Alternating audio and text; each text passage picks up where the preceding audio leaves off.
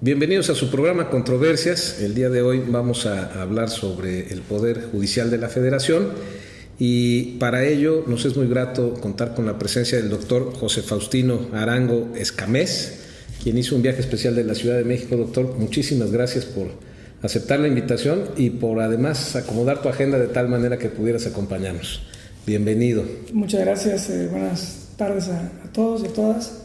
Y sí es un privilegio hablar de temas de la judicatura y más que ahora están muy de moda y en boga. Vamos el tema social de las percepciones, ¿no? Sin duda, vamos a hacer un desglose lo más aproximado y pormenorizado sobre el particular.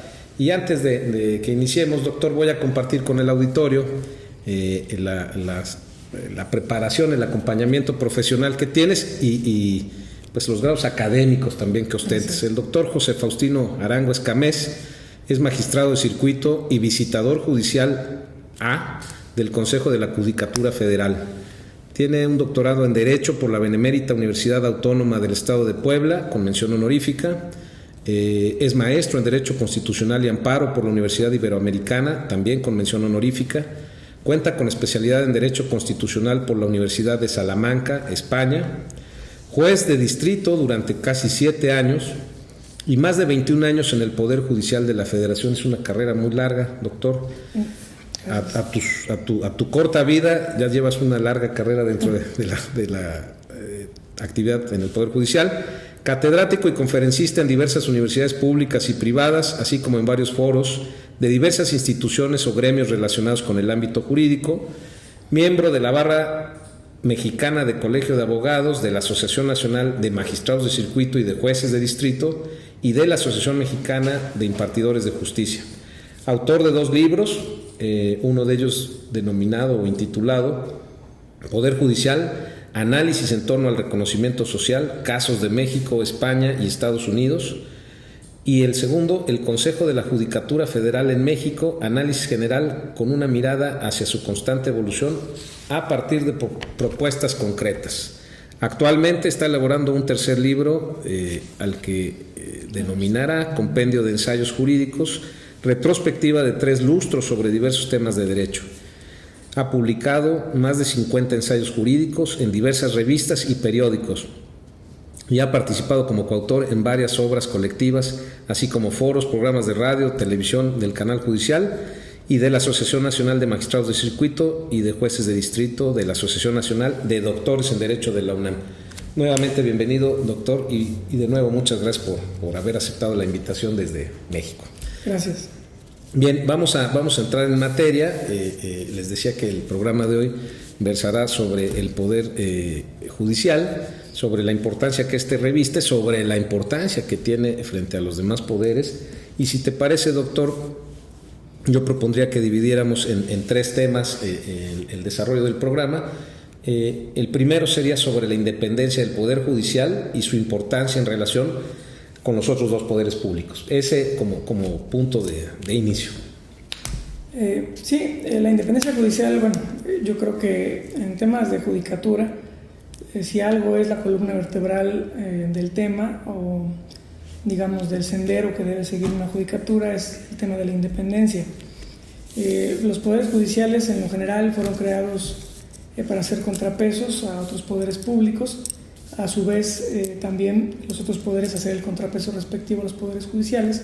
Sin embargo, siempre el Poder Judicial, en mi opinión o en mi perspectiva, es un poder que, a diferencia del legislativo o el ejecutivo, que vienen más la designación del tema popular o de voto popular, está un tanto olvidado siempre y la gente no lo conoce tanto, no lo ubica tanto, y en esa medida lo tienen menos presente que otros poderes. Sin embargo, la importancia que tiene la independencia en el manejo de la judicatura respecto del contrapeso a otros poderes es muy importante, porque de otra forma se llegaría a unos excesos de poder de los otros poderes públicos. Ahora, la independencia judicial, en mi perspectiva, también tiene que ver desde un tema de vista, o un punto de vista interno y externo. Interno porque a veces las mismas presiones vienen del interior de la judicatura, y en otras ocasiones, las más de las veces, considero yo, son del exterior, ya sea mediáticamente, en temas de medios de comunicación, de opiniones públicas o temas de los propios poderes legislativo y ejecutivo.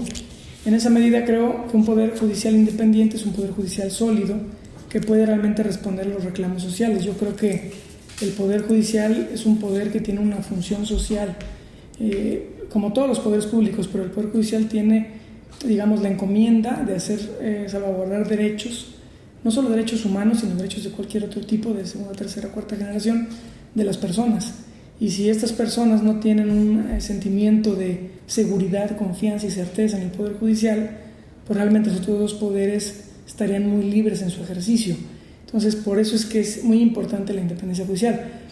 Hay otras características de la judicatura como la objetividad, la imparcialidad, pero realmente un poder judicial sin independencia es un poder cooptado, menguado, que realmente actuaría a criterio de otros intereses, no de la sociedad. Y me parece, doctor, que a diferencia de los otros dos poderes, y no quiero parecer excesivo ni laxo en lo que voy a decir, pero me parece que a diferencia de los otros dos poderes, en donde sí debe haber conocimiento, preparación y soporte, en el Poder Judicial debe haber profesionalización de todo su cuerpo laboral, desde los ministros de la Suprema Corte hasta los jueces del juzgado más elemental que se pueda tratar, ¿no? Incluso municipal, de distrito, de circuito, cualquiera de ellos tiene que ser un funcionario profesional conocedor del derecho. Sí, qué bueno que toca ese tema, porque a diferencia de los otros poderes públicos, donde la elección, como decía yo, es por voto popular, y sí se requiere cierta preparación obviamente también, y cierta trayectoria y reconocimiento, pero no es un poder tan técnico, tan especializado como el Poder Judicial. Aquí hay una carrera específica, exacto, una carrera judicial, sea local o sea federal. En el caso del proceso de la Federación, pues es la carrera judicial federal, y desde que se inician los primeros puestos, digamos, de escribiente, que se llamaba antes, oficial administrativo, ahora, entre otros, se requiere una serie de exámenes, de concursos de oposición, de requisitos, de, digamos, no se diga obviamente un título, unas capacitaciones, inclusive posgrados, te dan ciertos puntajes en factores de desempeño en la evaluación judicial, en fin. Entonces no podría equipararse la profesionalización que se necesita respecto de otros poderes. Sí, que incluso desde la propia Constitución se señala o se establece cuáles son los requisitos para poder ser parte de uno de esos poderes, ¿no? Y algunos se limitan a lo elemental, a ser ciudadano mexicano con ciertas características, mayor de edad, pero no tienen un requisito que vaya más allá, a veces en algunos casos de la profesión, pero hasta ahí, ¿no? Sí, exacto, son requisitos más, digamos, básicos, elementales. Exacto. Y acá sí hay una preparación, de hecho, pues, digamos, para llegar a ser juez de distrito, también en el foro común magistrado o magistrado federal, pues se requiere una serie de exámenes, de capacitaciones, de filtros, de concursos. Digamos, ahora ya son 2.000, 3.000 participantes, son 20, 30 plazas nada más, después de 4 o 5 meses de exámenes en diversas etapas. Van llegando los más aptos. Sí, no es sencillo. Y que desde luego es sin menosprecio de los otros poderes, sí, porque hay gente valiosísima y muy preparada. Muy valiosa. Bueno, tocabas un punto al inicio, doctor, en donde hablabas de la importancia del Poder Judicial y de cierto alejamiento o distanciamiento que se percibe en la sociedad. ¿Quién tiene relación con el Poder Judicial? Pues todos los ciudadanos, cuando tenemos alguna situación de conflicto, de disputa sobre algún tema, recurrimos a ello. Pero hace algunos programas vino un investigador y tocamos el tema de justicia abierta, y precisamente uno de los puntos que ahí se refirieron fue esta necesidad de acercar de la información, el quehacer de la actividad judicial a la ciudadanía, y que creo que en buena parte se está invirtiendo tiempo y recursos para lograr ese objetivo y tener, por lo menos en la sociedad, en la ciudadanía, un mayor conocimiento, ¿no? Saber qué están haciendo los jueces. Sí, como comentaste hace un momento, poco se conoce del poder público, del poder judicial, a diferencia de los otros poderes. Y es interesante porque realmente solo tienen una experiencia o un conocimiento o una opinión realmente vívida a los que han ido a un juzgado, han tenido un problema, a un asunto. Como comentabas, a un juzgado, a un tribunal, lamentablemente no se va como a un lugar de esparcimiento, claro, o de diversión. Va uno con problemas. Va uno, pues en el mejor de los escenarios, con la esperanza de una resolución, claro, adecuada, de una impartición de justicia pronta y expedita, pero van pues preocupados, van a veces enojados, a veces van frustrados, a veces van con muchas emociones, que eso hace también que el Poder Judicial tenga un 50% siempre de aceptación y un 50% ganada ya de no aceptación, bajo la óptica de que en un expediente pues se pelean dos partes y una va a ganar y otra no. Entonces la que no le va bien, la opinión es mala, ¿no? No va a estar satisfecho entonces, con el resultado. De los, no sé, millones de asuntos que hay al año en el Poder Judicial de la Federación, pues 500,000 pierde. Y entonces ese 500,000 podría ser que su óptica no sea la mejor. A ver, no quiero atorarme mucho en eso, pero la agarro al vuelo.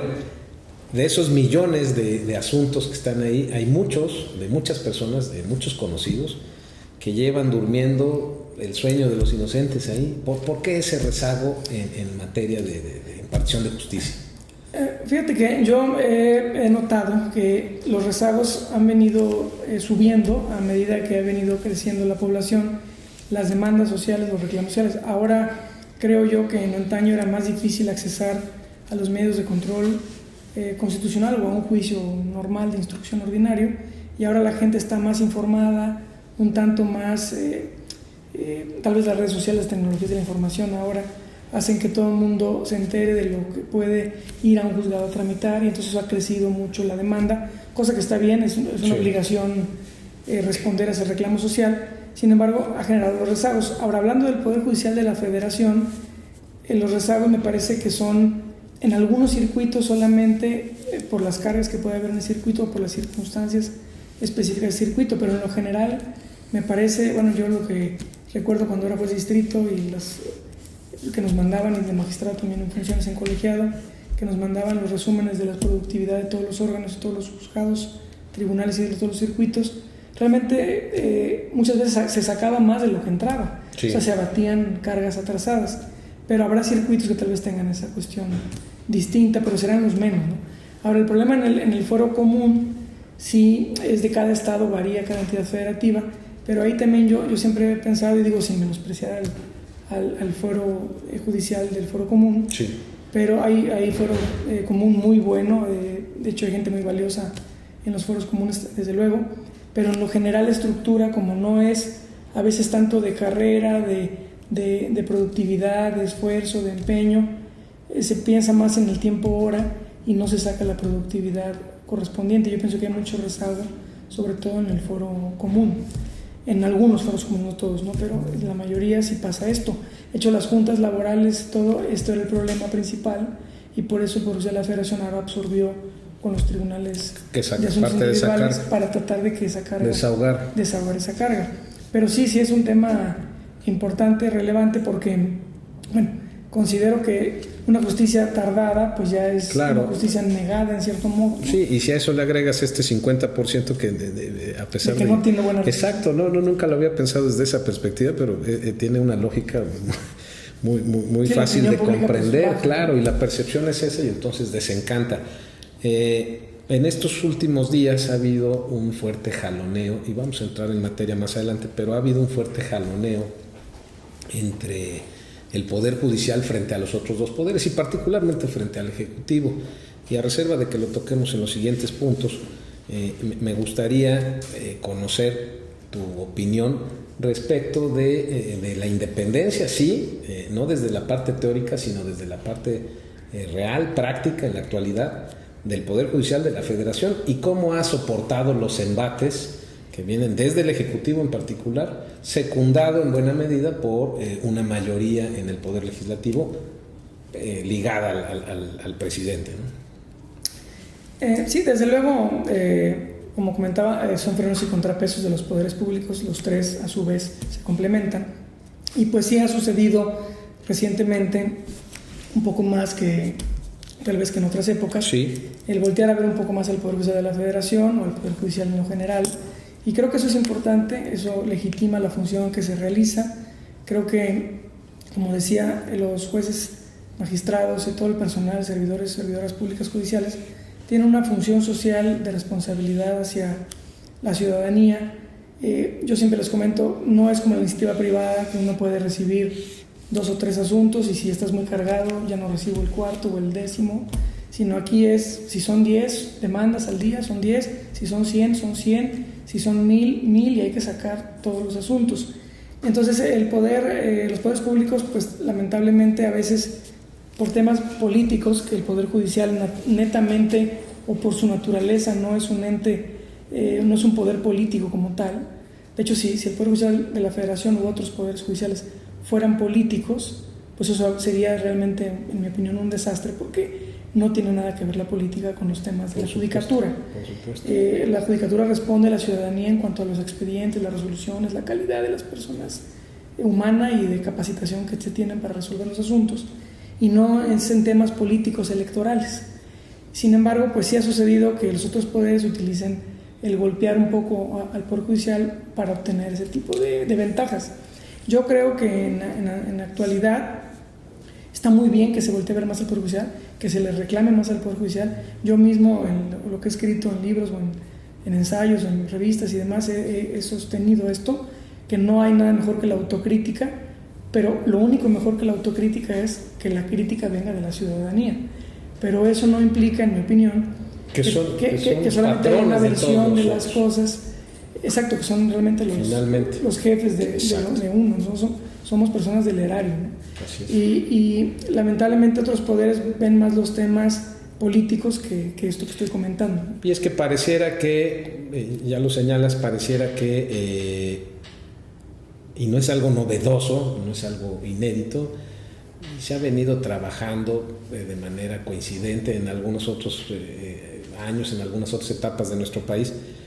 Pero si hay coincidencias, qué bueno y es deseable, pero si no, la única coincidencia que debe prevalecer es la del respeto a la Constitución, y pareciera ser que ahora pues no se está respetando la Constitución. Yo no quiero señalar que no se haya hecho en el pasado, simplemente que en la actualidad queda más evidente que nunca esta intención de no respetar lo que está establecido en la ley, ¿no? Sí, yo creo que cualquier ciudadano o ciudadana, cuando va a un juzgado, a un tribunal, quiere que el juez o la jueza que le toque el expediente pues sea un juez independiente, con certeza, con seguridad. Y si yo no soy el que voy al asunto, también me interesa que si a futuro voy, tenga yo un poder judicial fuerte, sólido e independiente. Profesional.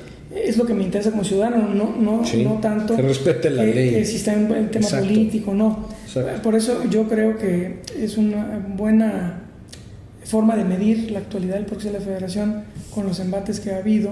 Creo que es bueno para el Poder Judicial de la Federación, creo que se puede fortalecer a raíz de esto, lejos de que se vea mermado, se fortalece, se posiciona en un punto donde anteriormente la gente no le importaba mucho el Poder Judicial, no lo volteaba a ver mucho, incluso lo confundían con fiscalías o lo confundían con policías, y ahora creo que la gente está un poco más enterada. Eso, conocimiento es, digamos, en cierto modo, información, y conocimiento es poder, en cierto modo. En tu opinión, y eso es importante. En tu opinión, doctor, y para terminar este primer tema, sí. Tenemos un Poder Judicial fuerte, tenemos un Poder Judicial que va a aprovechar esta situación, sí, de tinte político, de corte político, y va a dejar un Poder Judicial fortalecido. Sí, a mí me parece que esta etapa fortalece los jueces están, creo que le da la oportunidad al Poder Judicial de poder demostrar a la ciudadanía que está para ayudar a la ciudadanía en cuanto a impartir justicia. Si un asunto está de una determinada forma, así es como debe de salir, sin importar ningún tipo de presión, ni mediática ni política. Y yo, como he comentado en otras veces que he hablado, que todos los tribunales y las Supremas Cortes del mundo se denominan Tribunal Superior de Justicia del Estado tal, Suprema Corte de Justicia de la Nación, tenemos Corte Suprema de Justicia. Yo no veo que digan Corte Suprema de Legalidad o Tribunal Superior de Legalidad del Estado de Oaxaca. Claro, sí, claro, es un tema de justicia, no de legalidad. Y creo que mientras el Poder Judicial esté firme en la convicción de que hay que respetar la Constitución y lo que de ella derive, sin importar otro tipo de presiones externas, ahí es donde la ciudadanía tiene un poder judicial sólido. Y claro, y en uno de tus libros, en donde tienes estudios de derecho comparado, seguramente darás cuenta de ello. Bueno, pues en otros países, Sí, sí. sin importar el tema, la gravedad del tema, el Poder Judicial pues llama a cuentas a los que tienen que rendir cuentas, ¿no? Y tenemos casos en Estados Unidos, bueno, pues de manera reciente en Estados Unidos, en Colombia.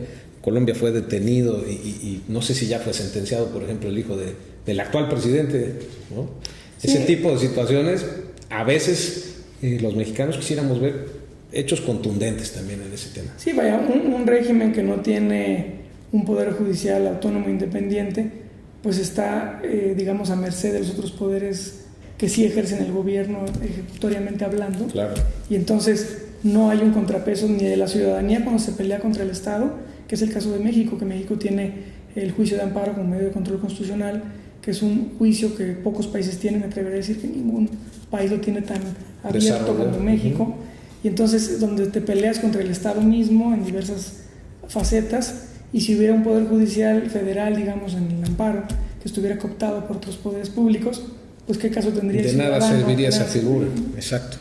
Bien, un segundo tema que quisiera tratar, doctor, es sobre la relevancia de algunos temas sensibles internos del Poder Judicial de la Federación, como adscripciones familiares, sueldos, que llaman mucho la atención y a la gente le interesa también conocer esto.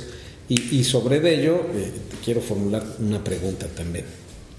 Sí, bueno, esos temas también tienen ya algunos años que están más en plática que en otras épocas, y creo que son temas fundamentales, tanto las adscripciones como el tema de las percepciones salariales y el tema de los familiares que pudiera haber, los actos de nepotismo. Uh-huh. Todo eso se posiciona, sobre todo los dos primeros temas, uh-huh, en un punto de la independencia judicial, que es un bastión, yo creo, tanto las presiones salariales como los temas de las adscripciones, en una estabilidad que permite una independencia judicial. ¿Cómo es la movilidad ahí en el tema de las adscripciones? Van llegando te lo pregunto por lo siguiente, en el caso de los maestros, por ejemplo, normalmente los recién egresados, los que van obteniendo plazas, van haciendo una especie de corrimiento escalafonario y los van mandando a lugares lejanos. En el mejor de los casos y con buena suerte pueden llegar a las adscripciones que ellos pretenden, pero a veces tardan muchos años para poder llegar. ¿Qué pasa en el Poder Judicial? Acá sí es algo, se ha venido trabajando ya muchos años atrás, digamos los últimos 10 años o más tal vez, el tema de las adscripciones ya más en forma, y creo que tanto en la ley orgánica como en diversos ordenamientos que rigen la judicatura, a nivel federal hablo yo, que es la que me ha tocado vivir, sí hay ya una transparencia en esos temas. De hecho, ahora cuando uno sale vencedor para juez o para magistrado y te van a dar ya tu adscripción de un juzgado o un tribunal, pues hay toda una serie de requisitos que se deben de ponderar. Se hace una resolución donde se ponderan esos requisitos en comparativa con otros concursantes que salieron vencedores igual que tú. Se toman en cuenta a veces algunas situaciones también, por ejemplo, como mamás que son juezas o magistradas que están embarazadas o que tienen varios niños pequeños, o a veces hay algún matrimonio que ambos son jueces o magistrados, algunas situaciones más personales, cerca, ¿no? O lo más cerca posible. Se toma mucho en cuenta los grados académicos, toman en cuenta las publicaciones, se toman en cuenta la antigüedad que tiene uno, también se toman en cuenta cómo estuvo tu productividad en tus órganos que estuviste en antaño, tu expediente personal, si no tienes ninguna sanción, ninguna queja. Es decir, toda una serie de elementos para ponderar qué adscripción te viene mejor, la materia, tu especialización. Entonces, en ese sentido no hay mucho problema en cómo se designa la adscripción. Y sí hay la posibilidad de que uno pueda solicitar alguna ciudad en específico, y si hubiera los elementos suficientes o la vacante, pues se pudiera también considerar. Sí. Sin embargo, a mí lo que más me preocupa en el tema de adscripciones no tanto es la forma de otorgarlas, que creo que eso está bastante transparentado, sino el tema de la rotación que comentabas. Sí. Y yo creo que sí es sano la rotación. A veces hay jueces magistrados mucho tiempo en un solo lugar. Y se vicia. Podría haber cosas positivas en ello y podría haber cosas negativas. Ahora, tampoco es una rotación como cuando yo estoy en una empresa privada, pero que es una, digamos, transnacional y que me van rotando por ciudad o por país, que eso puede ser más entendible, sino que aquí también la estabilidad del juez o de la jueza es muy importante. O sea, un juzgador que no está estable en su familia, que no está estable en su entorno personal, en su entorno social, en su entorno familiar, en fin, pues no rinde lo mismo que un juzgador que sí lo está. Claro, entonces la estabilidad también creo yo que es importante. Por eso lo de las inscripciones, que hace algunos años se hablaba de que cada 5 años se moviera. Una rotación. Pues para empezar, lo que generaría eso es un gasto enorme a la ciudadanía, estar cambiando de jueces. Otra cosa que generaría es que, como cambio de juzgado a cada rato, pues llego al nuevo juzgado, el personal no me conoce, hay que empezar a trabajar con las formas, en lo que se hace el cambio no se pueden resolver asuntos, se atrasa la productividad. O sea, realmente no le veo el caso que sea una rotación tan pegada.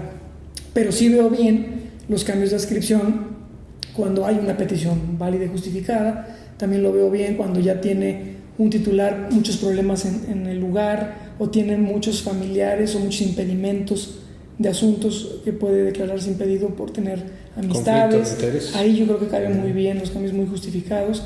Cuando un juez tiene mucha especialidad en una materia y se abre un juzgado nuevo de esa materia en tal lugar, pues por la antigüedad, por la experiencia, tal vez lo eche a andar un juez de más experiencia. En fin, sí hay casos que pueden ser muy justificados, ¿no? Pero solo el rotar por mero matemática numérica, por tiempo. De tiempo, no le veo una justificación objetiva. Sí. Dentro de ello, te quería preguntar eso precisamente. En esta administración, el presidente de la República, con el anterior ministro presidente de la Suprema Corte, fue muy obsequioso, lo llenó de calificativos en donde ennoblecía su trabajo, y estaba muy satisfecho con ello. Y no fue sino hasta 2 años después de haber venido, pues, estando satisfecho con el trabajo del Poder Judicial, que empezó a descalificar a ministros, a jueces, en general a cualquier funcionario que contraviniera a alguno de los casos en donde tuviera algún interés la presidencia o el Poder Ejecutivo. ¿Qué pasó con la reforma del ministro Saldívar? ¿Fracasó esa reforma? ¿Qué pasó? ¿Qué cambió? ¿Por qué cambió No, yo creo que todas las presidencias de la Suprema Corte y del Consejo de la Judicatura Federal han tenido cosas desde luego muy positivas y muchos avances. La anterior presidencia desde luego también trajo esas cuestiones de mejoramiento y de avances en algunos rubros o en varios rubros. Hablando del tema, por ejemplo, las inscripciones, se transparentó todavía más de lo que ya estaba muy transparente. ¿Está acabada esa reforma? ¿Todavía no está acabada? Sí, realmente las inscripciones sí están muy determinadas. No tanto la rotación obligatoria de años, eso todavía no está así determinado. Había una propuesta que así pero no pasó en el Congreso. Sin embargo, en el tema de inscripciones, en la presidencia anterior sí también dio muchos valores o puntos a diversos rubros a considerar para antes de hacer un cambio de adscripción o hacer un tema de asignación de una primera adscripción. Entonces yo creo que en ese sentido el Consejo de la Suprema Corte sí ha venido trabajando siempre como diré, en una evolución constante sobre el mejoramiento de cómo hacer para que las adscripciones sean lo mejor posible repartidas en cuanto a dónde es el mejor perfil del juzgador para estar en qué determinada ciudad. Sí, yo quiero hacer énfasis en ello, doctor, y no por darle un sesgo de sensacionalismo ni mucho menos, sino porque me parece realmente importante y serio dejar con el auditorio, compartir con el auditorio, que precisamente esta profesionalización, esta calificación, esta calidad del personal que integra el Consejo de la Judicatura, el Poder Judicial Federal, de los estados, en fin, pues les acuerda toda la calidad para poder desempeñar un buen trabajo, y que la descalificación en estos años recientes y en estos meses más recientes pues obedece más bien a una actitud casi autocrática, ¿no? Lo que no me gusta, entonces está mal y descalifico a los jueces. Y hemos escuchado decenas de casos. Sí. Me parece que es injusto, es como esta estigmatización que tienen, por ejemplo, algunos trabajadores en particular. No quiero ofender a mis amigos los taxistas, porque aquí grabamos un programa de taxistas, por ejemplo, pero cuando piensa uno en taxista, piensa uno en un conductor atrabancado, café, y no es cierto, ¿no? Bueno, claro. Extrapolo el ejemplo, pero pareciera ser que esta descalificación proviene de no acatar lo que quiere un poder, de no subordinarse a él. Sí, aquí la problemática que yo vería en cuanto a las descalificaciones es hacerlas genéricas, ¿no? Generales. Exacto. Porque yo mismo ahorita estoy comisionado a un área del Consejo, que es la Visitaduría Judicial. Eres visitador, que tiene por objeto, pues, precisamente investigar posibles conductas irregulares y, en su caso, proponer algunas sanciones para que ya el Consejo, a través de la respectiva, lo considere. Y entonces, sí es verdad que todas las instituciones son perfectibles y todas las instituciones tienen, digamos, siempre en su elemento humano y en su elemento técnico, institucional, algunos hierros o áreas de oportunidad de mejoramiento. Claro. Y bajo esa perspectiva, no podemos decir que ningún miembro del Poder Judicial local, federal o del mundo no haya ningún problema. Por eso están las visitadurías, las comisiones de disciplina, internamente como un órgano de autogobernanza en el Consejo de la Judicatura. Pero la generalización de la descalificación en un tema mediático sí hace que la ciudadanía pueda a veces caer en creencia de que la generalidad es así y que no es la excepción. Y entonces se preocupa ahí el tema de que el Poder Judicial esté, digamos, no cumpliendo con su eso es lo malo, y sobre todo porque en estricto sentido, pues la teoría constitucional habla, y la Constitución habla de esa equidad entre los tres poderes, representan lo mismo, valen lo mismo. Entonces no tiene por qué uno descalificar. Es como si la descalificación viniera del judicial hacia cualquiera de los otros dos poderes. Podemos decir que todos trabajan perfectamente bien, pero tampoco podemos decir que ninguno trabaja. Insisto, el respeto debe ser a la Constitución. Eso debe ser donde deben de coincidir todos los poderes, ¿no? Y bien, llegamos a un tercer punto, doctor, que es no menos importante, y es el relativo a el presupuesto del Poder Judicial de la Federación. Y lo traigo a colación porque precisamente en estos días se está discutiendo en la Cámara de Diputados la propuesta, y había por parte del Poder Judicial la intención de tener un incremento en su presupuesto. Voy a dar la cifra. En el presupuesto del año que está corriendo se ejercieron o se aprobó un presupuesto por 77.544 millones de pesos. Para el próximo año 2024, la propuesta es de 84.792 millones, repartidos entre la Suprema Corte, el Consejo de la Judicatura Federal, que es el más grande, exacto, con todos los órganos, que es el que se lleva la cantidad más grande, y el Tribunal Electoral del Poder Judicial de la Federación, que por cierto va a tener mucho trabajo porque pues le va a tocar calificar las elecciones. Pero hay también, en contraparte, la intención de hacerle una reducción de casi 25,000 millones de pesos al Poder Judicial. Y con esto se estaría vulnerando precisamente la independencia de un poder frente al otro. Entonces, a partir de una serie de argumentos en donde se genera una percepción entre la ciudadanía de que no está cumpliendo el Poder Judicial, viene esta demanda de hacer un recorte, pensando que se castiga a los malos, pues no, se castiga a la población. Sí, claro, desde luego. De hecho, antes de comentar esto que refieres, en cuanto al tema anterior, me parece que solo quisiera referir, faltó un tema del tema de los familiares, del nepotismo. Yo creo que lo que debe de castigarse ahí, que es lo que ha buscado tanto administraciones pasadas de presidencias como la actual presidencia, es los excesos, ¿no? Es decir, que haya exceso de familiares del mismo Poder Judicial dentro de la institución sin que tengan las cartas credenciales de legitimación y la capacitación. Pero tampoco puede llegarse al extremo de que alguna persona, algún hijo de un secretario de juzgado, un hijo de un actuario, no pudiera aspirar a un cargo del Poder Judicial de la Federación si tiene las cartas credenciales, la preparación, la capacitación y ahí los exámenes que ahora se realizan para pasar los filtros y lo realice y lo obtiene satisfactoriamente, tampoco debe cerrársele la puerta. Hay que buscar ahí un justo equilibrio, como yo he escrito, pero desde luego que sí está bien poner el foco, porque lo que se quiere evitar es precisamente eso, el nepotismo y el exceso. Aprovecho entonces. Y aprovecha eso el tema del presupuesto. Bueno, regresamos al presupuesto, pero antes de ir al presupuesto, una de las propuestas que están manejando ahora, tanto el Poder Ejecutivo como el Poder Legislativo, es que los jueces sean electos por la ciudadanía, sí, cosa que sería, desde mi opinión como abogado, pues una verdadera incongruencia.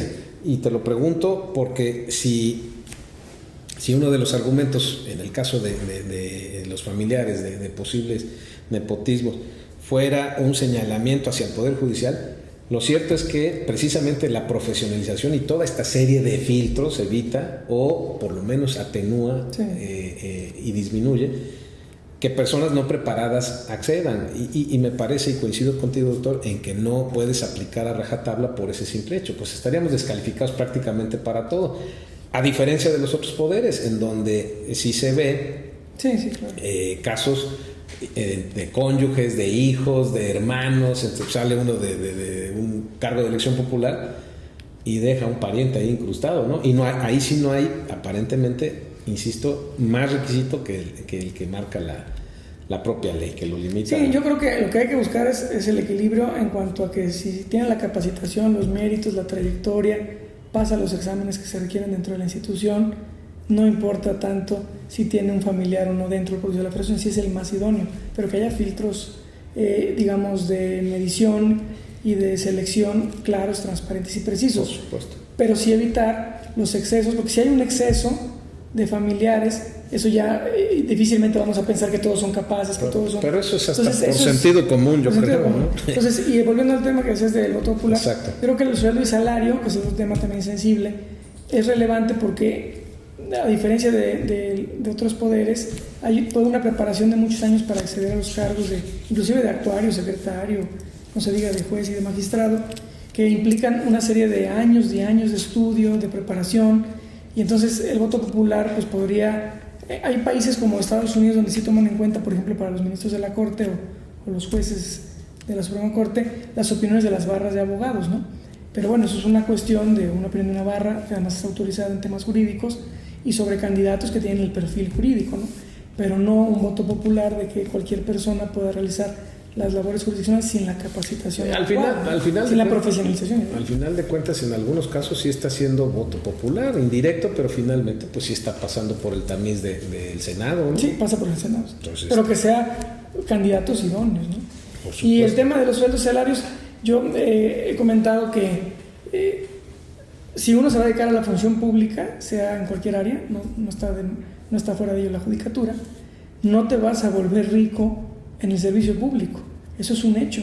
Tienes que saber cuál es el sueldo, salario que desempeña tal o cual profesión que tú quieres hacer en el servicio público, y si estás conforme con ella, adelante. Si no estás conforme con ella, tienes que buscar entonces iniciativa privada. Entonces, quien se quiera hacer rico con el servicio público, pues eso no tiene que haber una justa medida que dé estabilidad familiar, financiera, económica a los juzgadores, que también la ciudadanía quiere que sus juzgadores no se vean mermados en esos aspectos, pero tampoco pensar que los jueces magistrados van a tener los salarios que puedan volverse millonarios como si fueran empresas privadas, ¿no? Eso creo que el justo equilibrio, que es lo que se ha manejado. Yo no quería llegar a ese tema, pero ya que lo tocaste, me parece que los jueces y los trabajadores del Poder Judicial, pero particularmente los impartidores de justicia, deben de tener salarios justos y acordes a su responsabilidad. Hace rato hablabas y mencionaste la palabra cooptación. Bueno, pues precisamente sueldos que sean mal remunerados vulneran a jueces, a impartidores de justicia, y los vuelven cooptables precisamente por el crimen organizado, por ejemplo. Sí, yo ahí siempre he pensado que ese razonamiento es el más recurrente, pero yo siempre les comentaba, a los que platicaba, les decía, bueno, es que no es tanto que te vuelvas cooptable, porque si tú eres, digamos, cooptable por un salario, no tienes la ética correspondiente para ser un juzgador. Yo creo que aunque ganáramos la mitad o menos de la mitad de lo que ganamos, si no nos parece ese sueldo, si no nos da para nuestras necesidades familiares, personales, mejor me retiro del servicio público y me dedico a otra cosa. No tienes esa privada. vocación, claro. Pero no tanto es para que no se coopte, sino para que tenga una estabilidad financiera mínima, decorosa, digna, básica de sus necesidades familiares que no lo distraigan del tema jurisdiccional. Ese es lo que se ha escrito de toda la vida en todos los países sobre el tema de la independencia judicial, la estabilidad y el tema financiero. Pero la gente tal vez sí tiene la perspectiva de que, lamentablemente por temas también mediáticos, de que no es tanto un sueldo, un salario, sino es, no sé, piensan que depende de los asuntos o depende cómo yo me comporte con un expediente, cuando realmente nos pagan exactamente lo mismo si resolvemos 100 en uno, o 10 y 20, en uno o en otro sentido. O en cualquier sentido. Claro, ¿no? Claro, te decía que hay una propuesta de recorte, y eso es lo que están discutiendo en la Cámara de Diputados, de cerca de 25 mil millones de pesos. Si eso fuera así, estaríamos hablando de que sería un presupuesto menor incluso al del año anterior, al del 2022.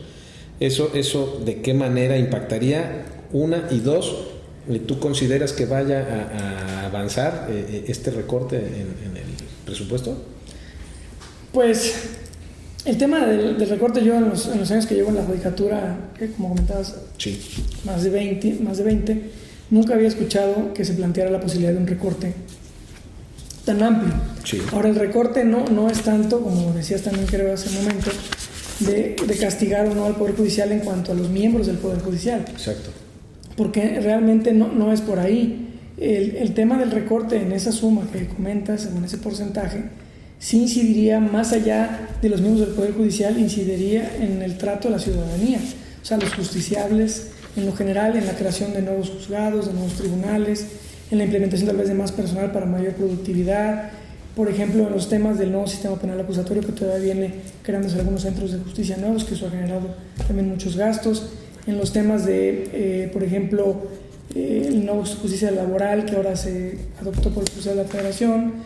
Entonces, en la creación de nuevos o surgimiento de nuevos perfiles de secretarios, actuarios, de la escuela judicial, o sea, muchas cosas que no es un tema de a los miembros del Poder Judicial, claro, sino es hacia la ciudadanía, la calidad del servicio. Hay una justificación pormenorizada para defender el presupuesto, y entre otras, los números así están dados a conocer. Más de 55.800 personas trabajan en la judicatura. Eso es lo que es la federal. Lo que es la federal. Y resuelven anualmente 1.8 millones de asuntos, 2 millones de asuntos al año.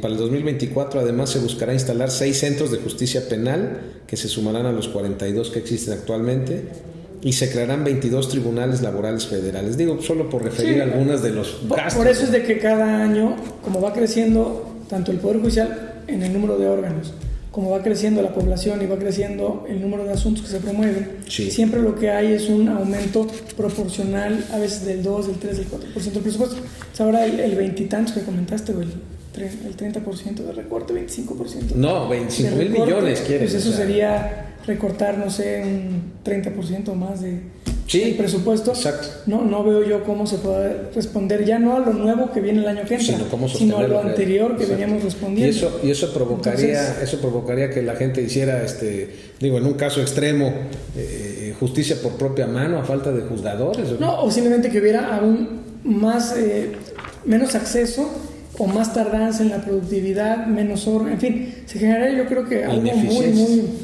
es un caos, digamos, en el tema del avance de los expedientes, de la posibilidad de crear nuevos órganos, muchos temas. Yo sí quisiera comentar que realmente en el proceso de la Federación, al menos que es lo que a mí me ha tocado vivir, y por eso es que me gustó y me dediqué a esto, realmente sí hay un compromiso de trabajo al 100%, y habrá algunos rezagos en algunos circuitos, como comentaba al principio, por ciertas características, pero en lo general, bueno, yo recuerdo mis años de juez, nunca dormía más de 5 horas al día, sábados y domingos estaba ahí, puentes, Semanas Santas, fines de semana, guardias. Como los doctores. Sí, como mi papá, por ejemplo, mi padre es ginecólogo, y pues se levantaba en las madrugadas, estaba en iniciativa privada e iniciativa pública. Sí. Y realmente sí es, y los secretarios igual, los secretarios oficiales, todo. Yo creo que sí hay, o sea, y trabajamos mucho más de las 8 horas que son por lo general. Entonces yo creo que, y aún así, apenas sacábamos lo que entraba de carga, ¿no? Sí. Entonces sí, creo que es importante el tema presupuestal, porque si se va a justificar por un tema de austeridad, yo diría, bueno, ¿hasta qué punto la austeridad justificaría la ineficiencia en el responder a la ciudadanía en sus demandas judiciales, ¿no? Creo que una cosa es economizar o ser austero, pero si vas a dañar un valor mayor, asfixiar y estrangular por completo. Uno de los argumentos que manejan es el fideicomiso que tiene el Poder Judicial del orden de 20,000 millones de pesos. Pero es un dinero de los trabajadores. ¿Cuántos años tiene ese fideicomiso?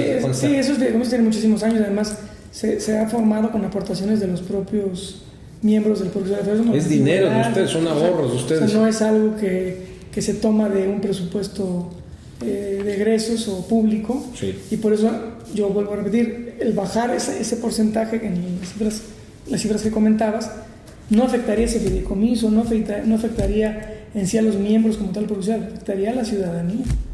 También. Y eso es lo que yo vería, que ya buscar temas políticos para afectar ciudadanía, pero bajo la bandera de que estoy haciéndolo porque no merece. Ahorros.